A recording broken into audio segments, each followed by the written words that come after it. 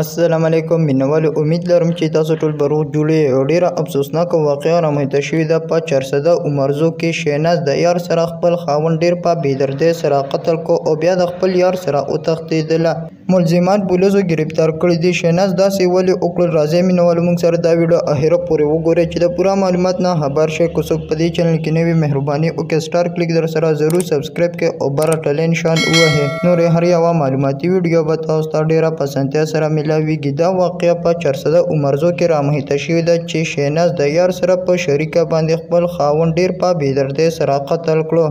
عزتمندو د شیناز څلور زامن او د حساب له د یو الک سره یارانه جوړه شوې او بیا هغه سره واده کول غوښتل چې دا د خپل خاوند نه ډیره زیاته تنګه راغله او د حساب له دوی دواړو پلان ساز کو چې موږ به خپل خاوند قتل کو.